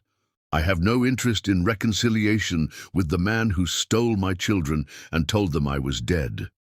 But I won't demand his arrest, if that's what you're asking. That would only hurt the boys more." Eliza nodded, relieved yet troubled by the complex moral landscape they were navigating. "He needs to be the one to tell them," she said after a moment's thought. "The truth has to come from him first, before they meet you as their mother. Otherwise, they'll be caught between two contradictory realities." "And you think he'll agree to that?" Joyce asked skeptically. "The man who maintained this lie for a decade?" "He will, if the alternative is having the truth come out in a way he can't control," Eliza said, a plan forming in her mind. Her natural talent for conflict resolution, honed by years of mediating kindergarten disputes, rising to meet this infinitely more complex challenge. "I'll confront him tonight, show him what I've found, give him the choice between telling the twins himself or having the truth revealed by someone else." Joyce considered this, then slowly nodded. "And after, when they know who I am?" It was the hardest question, the one with no clear answer. These children had 3 parents now, a father who had raised them with love despite his terrible deception, a stepmother who had nurtured them with genuine care, and a biological mother who had never stopped searching for them. There was no precedent, no parenting handbook for such a situation. "I don't know," Eliza admitted. "We'll have to follow their lead, see what they need. They may be angry, confused, need time to process, or they might embrace you immediately." She reached out hesitantly, then placed her hand over Joyce's. "But I promise you this. I won't stand in the way of you building a relationship with them. They deserve to know their mother." Something shifted between the 2 women in that moment. Not friendship exactly, the circumstances were too fraught for that, but a kind of alliance. 2 mothers, one by birth and one by choice, united in their concern for the children caught between them. Joyce turned her hand to clasp Eliza's briefly. "Thank you," she said, the words inadequate but sincere. "Don't thank me yet," Eliza replied, rising to her feet. "We still have to tell John what's coming, and then we have to watch 2 little boys learn that everything they believed about themselves is built on a lie." "Not everything," Joyce corrected softly. "They know they're loved. That part was never a lie." Eliza nodded, acknowledging the truth. In this, whatever John's crimes, his love for his sons had always been genuine, as had hers, as had Joyce's, expressed in a decade of searching. "I'll call you after I talk to him," she promised, moving toward the door. "And Joyce, whatever happens next, I'm sorry for what you've lost. No mother should have to endure what you have." Joyce's eyes filled with tears, but she blinked them back, the stoicism of a woman who had learned to carry her grief privately. "I haven't lost them," she said with quiet determination. "They've been missing but never lost, and now I've found them." As Eliza left the music room, she was struck by the strange symmetry of their situation. Joyce had lost 10 years with her sons. Now Eliza faced the possibility of losing her future with them if their reconciliation with their birth mother displaced her in their hearts. And John stood to lose everything: his son's trust, his marriage, possibly even his freedom if Joyce decided to press charges, all because of one terrible decision made a decade ago, one beautiful lie that had grown into a life of its own. Chapter 8. The Confrontation. That evening, after the twins were asleep, Eliza sat John down at their kitchen table. The house was quiet. The ordinary sounds of refrigerator hums and settling foundations suddenly ominous in the context of what was to come. Outside, snow had begun to fall, delicate flakes visible in the porch light, a world being slowly transformed. By silent accumulation, Eliza felt a similar transformation within herself, a hardening of resolve, a clarifying of purpose. Without preamble, she placed the envelope of newspaper clippings before him, the yellowed edges stark against the dark. Wood of the table they had chosen together in happier times. "Joyce Tetty is alive," she said, watching his face drain of color, the blood seeming to retreat from the surface of his skin like a tide pulled by some invisible moon. "And she's found her sons." John's hand moved to the envelope but didn't touch it, hovering above as if it might burn him. "What are you talking about?" he asked, but his voice betrayed him. Not the indignation of the falsely accused, but the hollow sound of a man whose worst fear has materialized. "You know exactly what I'm talking about," Eliza replied, her voice steady despite the trembling in her chest. "She didn't die in childbirth. You took the twins while she was unconscious and disappeared. You fabricated her death, created a grave, built an entire mythology around her sacrifice. And now she's here, in Millfield, teaching music to her own children who have no idea who she really is." John pushed back from the table, the chair legs scraping against the floor with a sound like a cry of pain. He moved to the window, looking out at the falling snow, his back to her. In the reflection of the glass, she could see his expression.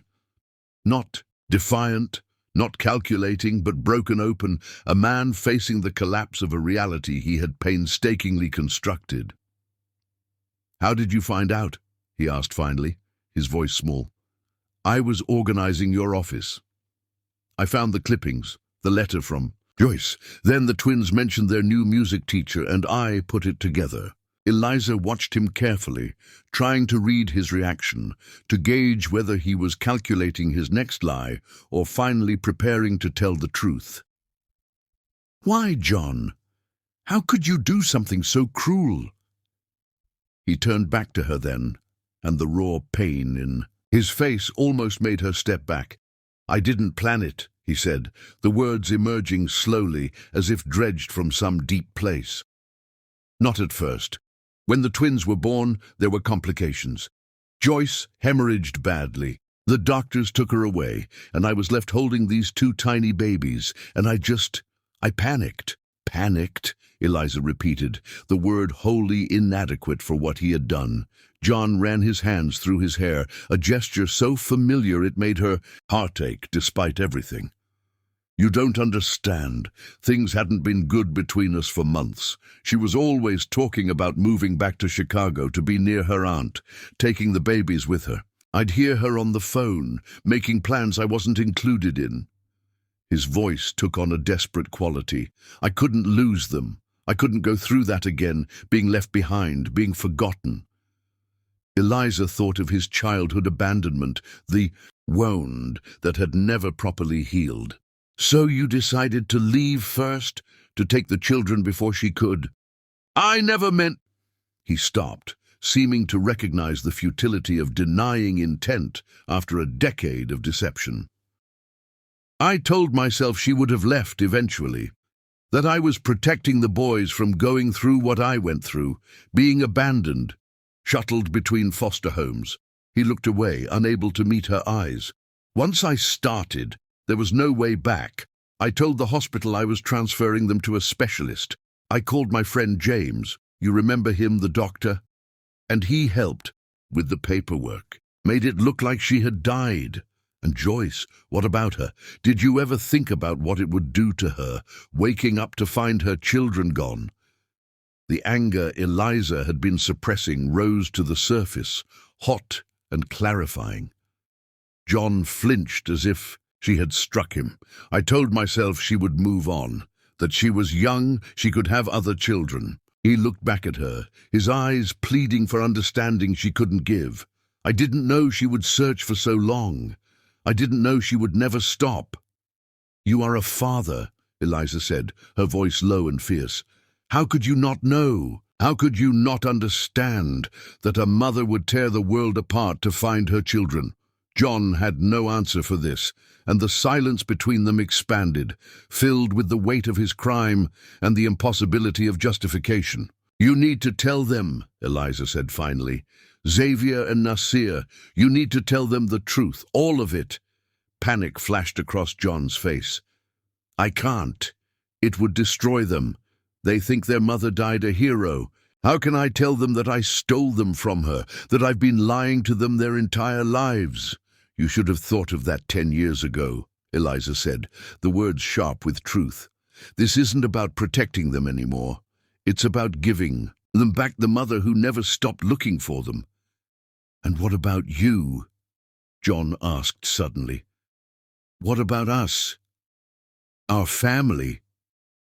The question struck Eliza like a physical blow. What about her? What place would she have in this reconfigured family? Would she become an afterthought, a footnote in the dramatic reunion story? The pain of potential loss mingled with anger at John for putting her in this position, for drawing her unwittingly into his deception.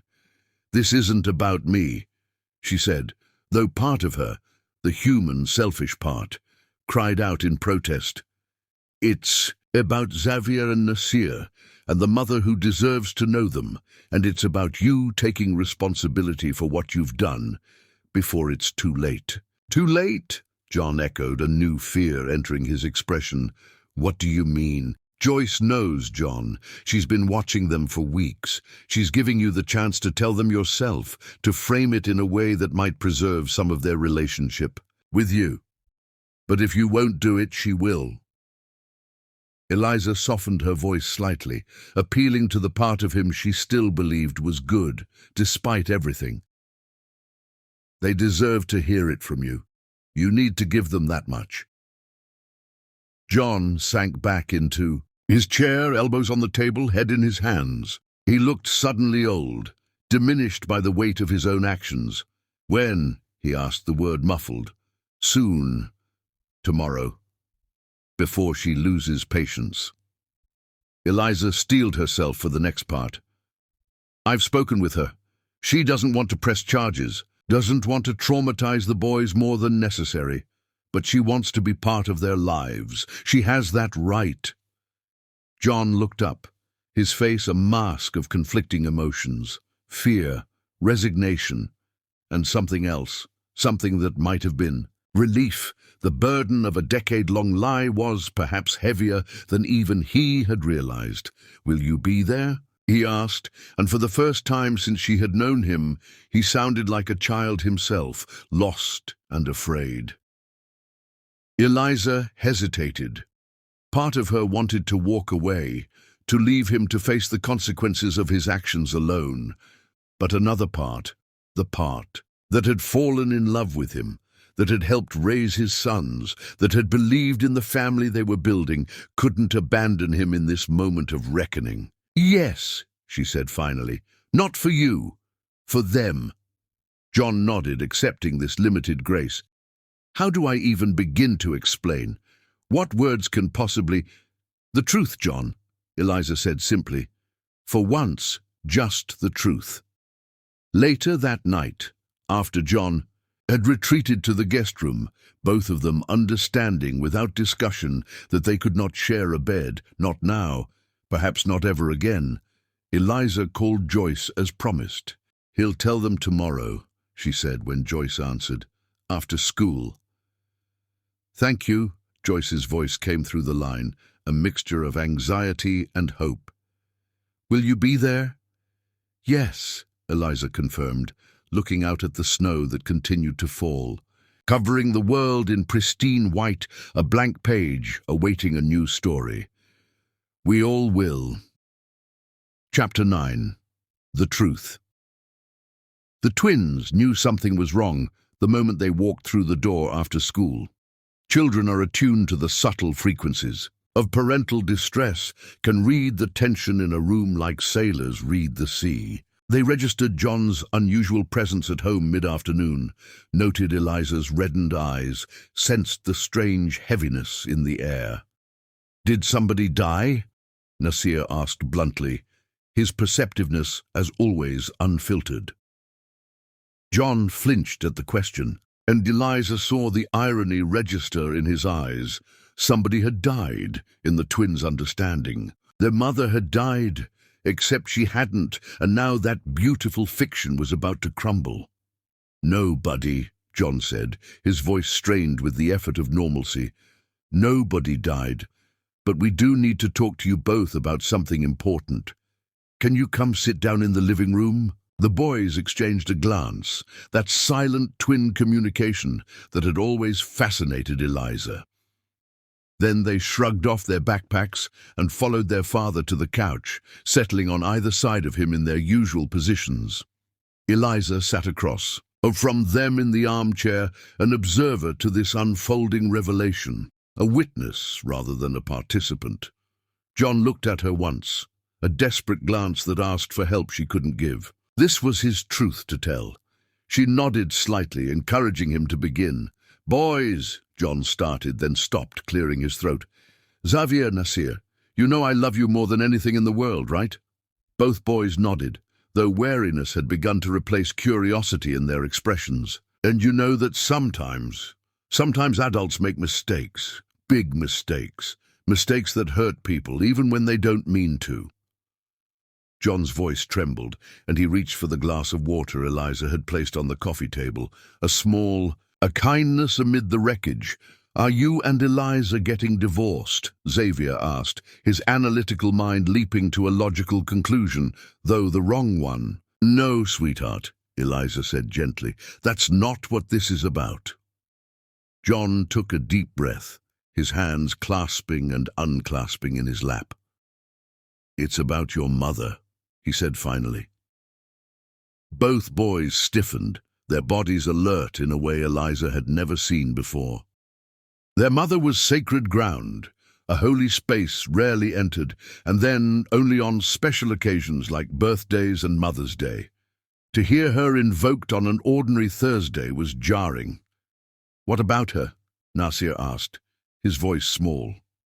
John looked at Eliza again, a drowning man seeking a lifeline. She nodded slightly, silently urging him to continue, to speak the truth that had been withheld for so long. "I haven't been honest with you about what happened," John said, each word seeming to cost him physical effort. "About your mother, about her death." Xavier's brow furrowed, his expression so like Joyce's that Eliza wondered how she hadn't seen the resemblance before. "What do you mean? You said she died when we were born. That's not what happened." John's voice broke, and to Eliza's surprise, tears began streaming down his face. Not the controlled grief he displayed at the annual grave visits, but raw, ugly sobbing that left him gasping for breath. The twins looked at each other in alarm, then back at their father. Nasir placed a hesitant hand on John's shoulder, a child attempting to comfort an adult, the natural order inverted. "Dad," he prompted. John wiped at his face with the back of his hand, struggling to regain composure. "Your mother didn't die when you were born," he said finally, the words emerging broken but clear. She's alive." The words hung in the air, impossible and incendiary. The twins stared at their father, uncomprehending. "What?" Xavier whispered, the first to find his voice. She's alive, John repeated, his shoulders slumped in defeat. She never died. I took you away from her when you were newborns. I told everyone she had died, but it wasn't true. It was a lie. All of it, the grave, the stories, everything, it was all a lie. Nasir stood abruptly, backing away from the couch, from his father, his eyes wide with confusion and the first sparks of anger. That's not funny, Dad. It's not a joke, Nasir, Eliza said softly. Your father is telling you the truth. But we visit her grave. Xavier protested, his voice rising with distress. We leave her presence. We talk to her. There's nobody in that grave, John admitted, the words seeming to physically pain him. It's empty. I had it made when we moved here. I wanted you to have a place to connect with her, even though you stole us from her. Nasir's voice was sharp with a fury Eliza had never heard from him before. Even though you made us think she was dead when she wasn't? John flinched as if struck, but nodded. Yes, why? Xavier asked, the single word filled with all the bewilderment and hurt of a child whose world had shattered. John looked at his son, at both his sons, and for the first time, Eliza saw him truly face the magnitude of what he had done. Not as a man protecting himself, justifying his actions, but as a father confronting the pain he had caused his children. I was scared, he said simply. Scared of losing you. Scared she would take you away from me. Scared of being left again, like my own mother left me. He shook his head, the inadequacy of the explanation apparent even to him. It's not an excuse. There is no excuse. What I did was wrong, terribly, unforgivably wrong. Where is she? Xavier asked, his voice caught between hope and disbelief. If she's alive, where has she been all this time? Why didn't she find us? She tried, Eliza interjected gently. She's been looking for you both since the day you were born. She never stopped searching. Nasir's eyes widened. She didn't abandon us? No, sweetheart, Eliza assured him, her heart breaking at the fear beneath the question. Never. She loved you from the moment she knew you existed. She's been trying to find you for 10 years. And now? Xavier asked, his logical mind seeking to organize this chaos into something comprehensible. Where is she now? John and Eliza exchanged a glance. This was the moment, the pivot on which all their futures would turn. She's here, John said softly. In Millfield. Both boys went utterly still, their bodies frozen in shock. She's your music. Teacher, Eliza added gently. Miss Addo. Her real name is Joyce Tetty. She found you through a newspaper photograph of the school concert last year. She recognized you, even after all this time. The silence that followed was absolute. A void in which the implications expanded like ripples in water. Then Nasir broke, it with a single broken word. Miss Addo is our mother? Xavier finished, the twins completing each other's thought as they often did, their connection transcending even this earthquake of revelation. John nodded, unable to speak. The lullaby, Xavier whispered suddenly, his face illuminated with understanding. The one I always knew, the one you said she sang to us before we were born. She was singing it in class yesterday, and it felt like I'd always known it. You had, Eliza confirmed. She sang it to you before you were born, and apparently you remembered. Nasir turned to his father, his young face contorted with a fury too large for his body. You made us think she was dead. We left presents at an empty grave. His voice rose to a shout, years of misdirected grief transforming instantly to rage. We cried for her, and she was alive. John didn't attempt to defend himself, didn't try to mitigate the blow. He simply sat there, absorbing his son's anger, accepting it as his due. I'm so sorry, he whispered.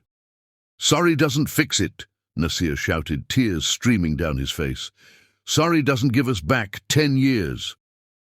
Xavier remained silent, his reaction turning inward rather than outward, his face a mask of intense concentration as he processed what he'd learned.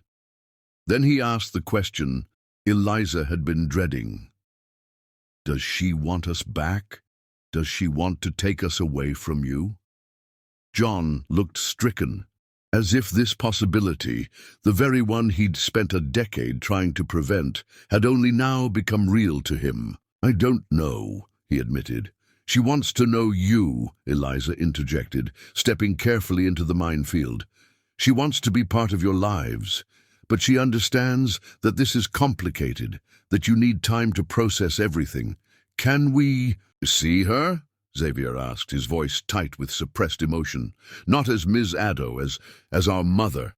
Yes, John said, the word clearly costing him, if that's what you want. I want to see her now, Nasir insisted, moving toward the door with the impulsiveness that characterized him. Right now. Nasir, wait, Eliza called, but the boy was already grabbing his coat, his movements frantic with a desperate need to verify this impossible truth for himself. I want to see her too, Xavier said, his voice calmer but no less determined.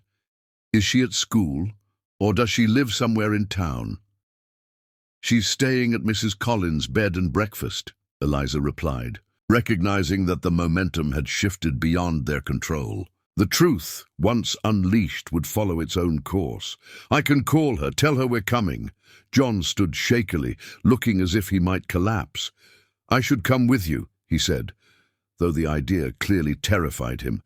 Nasir turned on him, his young face fierce. No, I don't want you there. I don't want to see you right now. The words hit John like physical blows, each one landing with precision on his most vulnerable places. He staggered slightly, then nodded. I understand, he said quietly. Just tell her I'm sorry. Tell her I know it's not enough. But I am sorry. Eliza looked at her husband, this man she had loved, still loved in some complicated way, and felt a profound pity. He had created this situation through his own actions, yet watching him face the consequences was still painful. He had lost so much in this single afternoon. His sons' trust, their respect, possibly their love, and there would be more losses to come. We should go, she said to the twins, grabbing her purse and car keys, before it gets dark. As they drove through the snowy streets, Eliza watched the twins in the rearview mirror. They sat side by side, not speaking, but their hands were clasped tightly between them, each anchoring the other in this storm. Xavier's face was contemplative, processing the revelation with the meticulous care he brought to learning a difficult piano piece. Nasir's was all emotion, tears still streaming down his cheeks, his free hand clenched into a fist. Are you okay? She asked softly, knowing the question was absurd, but feeling compelled to ask it anyway. No, Xavier answered honestly. But I will be. We will be. Nasir said nothing, just squeezed his brother's hand more tightly.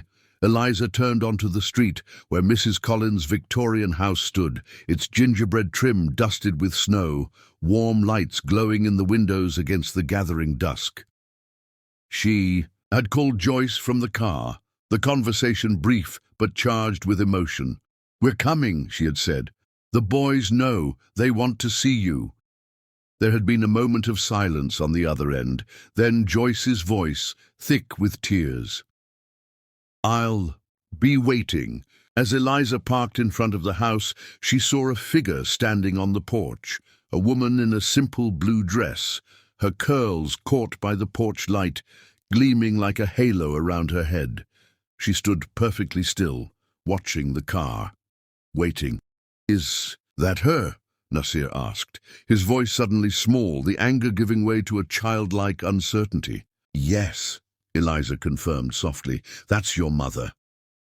The twins looked at each other, then back at the woman on the porch. 10 years of separation, of false graves and beautiful lies, all culminating in this moment of recognition. A decade of searching, of singing lullabies to empty rooms, of writing in journals that might never be read, all coming to fruition on a snowy evening in December. "What do we do?" Xavier whispered, his usual confidence wavering. Eliza turned in her seat to face them. These boys she had helped raise had come to love as her own. "Whatever feels right," she said gently. "There's no rule book for this, no right or wrong way to feel. Just be yourselves." Nasir reached for the door handle, hesitated, then pushed it open. Xavier followed suit on his side. Together they stepped out into the snow, their breaths forming small clouds in the cold air. They stood for a moment beside the car, looking up at the woman on the porch. Their mother, this stranger who had given them life, who had lost them and found them again.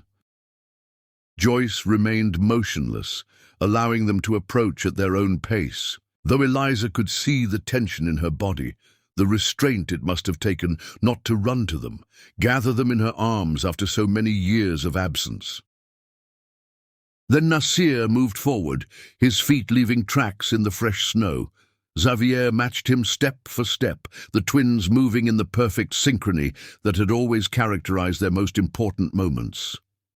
They climbed the porch steps slowly, their eyes never leaving Joyce's face. Eliza watched from the car, an observer to this reunion that belonged to them alone. She saw Joyce kneel down, bringing herself to the twins' eye level.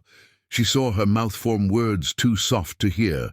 She saw Nasir's hand reach out tentatively, touch Joyce's cheek as if to verify she was real. And then the distance between them collapsed all at once, the years of separation dissolving as the twins fell into their mother's embrace. Joyce's arms wrapped around them both, pulling them against her, as she had been unable to do since they were newborns. Her face was transformed by a joy so pure, so profound, that Eliza had to look away, feeling like an intruder in this sacred moment.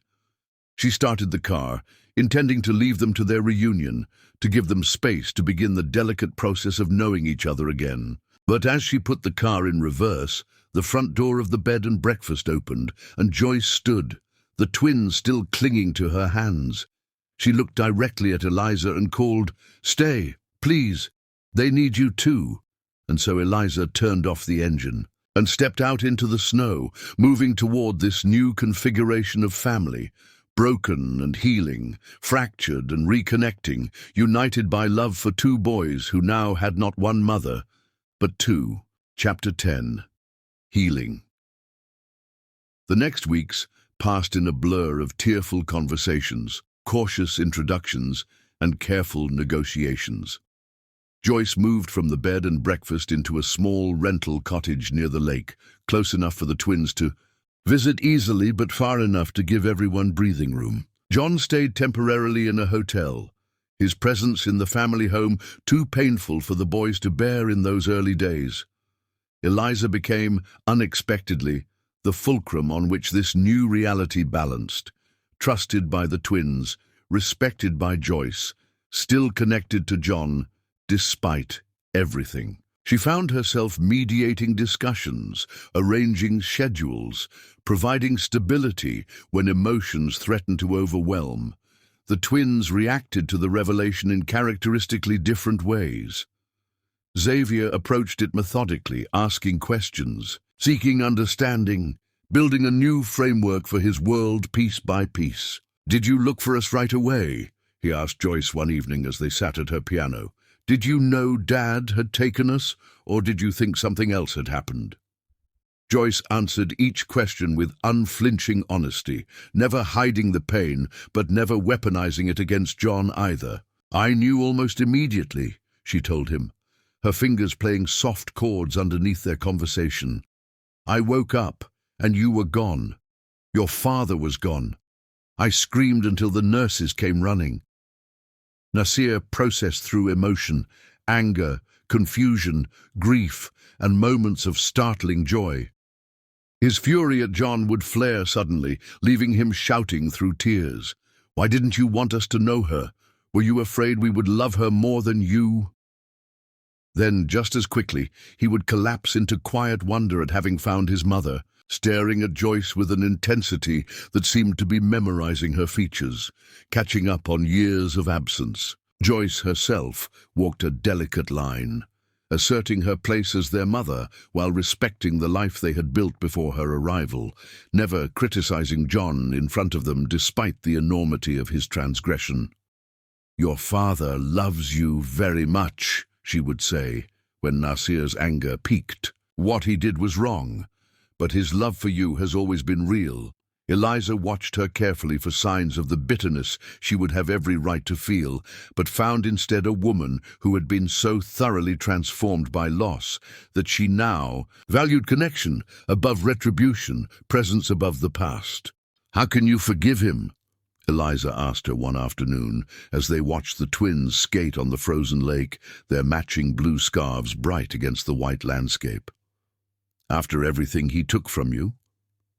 Joyce was quiet for a long moment, her breath forming clouds in the winter air. "I haven't forgiven him," she admitted finally.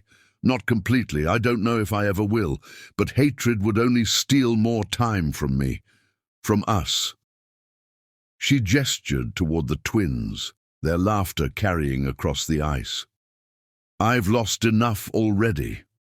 John, for his part, accepted his punishment with a resignation that bordered on relief, as if he had been carrying his crime for so long that even consequences were preferable to continued deception.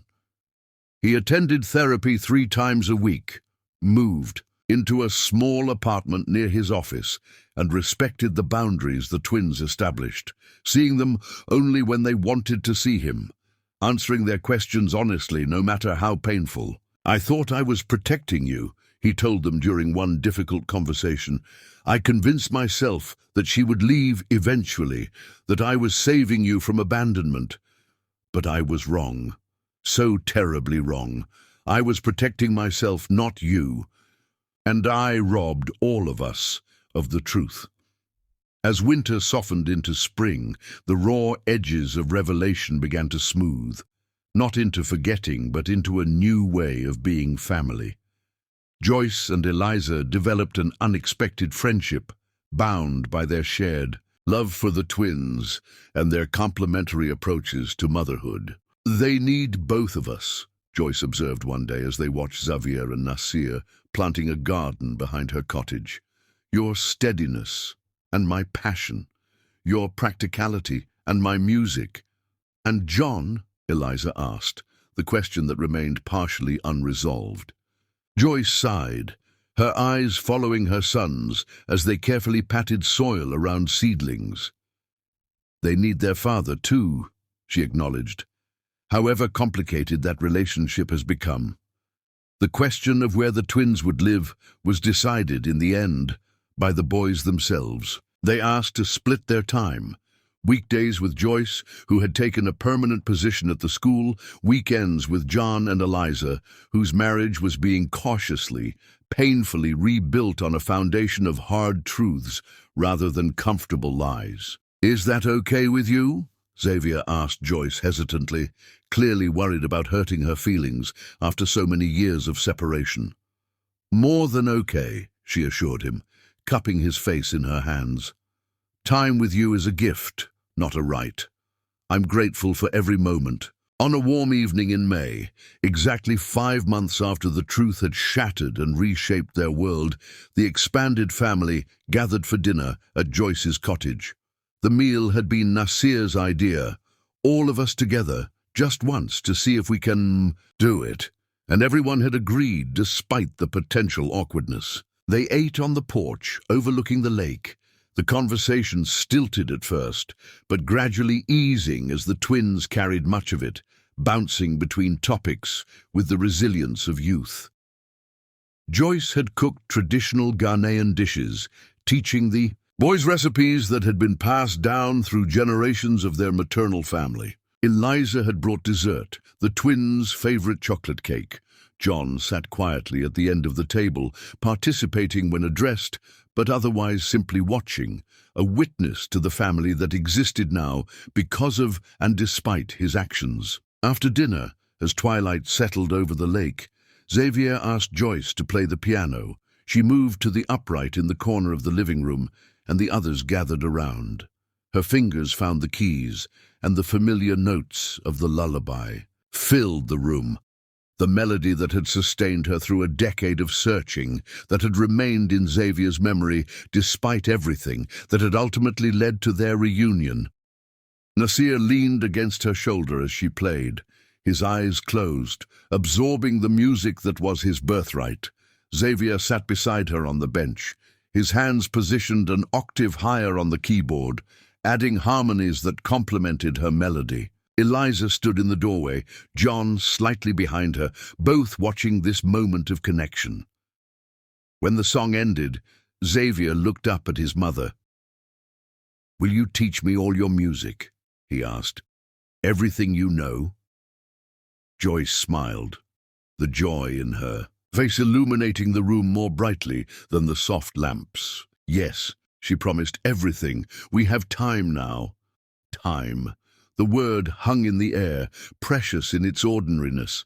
Time to know each other, to build relationships not based on beautiful lies but on complicated truths. Time to heal, to forgive if possible, to move forward regardless. Later, as John and Eliza prepared to leave, Joyce walked them to the door.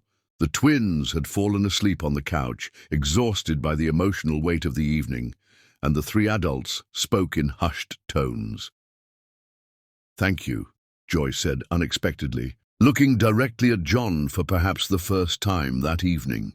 "Not for what you did, never for that, but for loving them, for raising them to be the extraordinary boys they are." John's eyes filled with tears, this grace more painful than condemnation could ever be.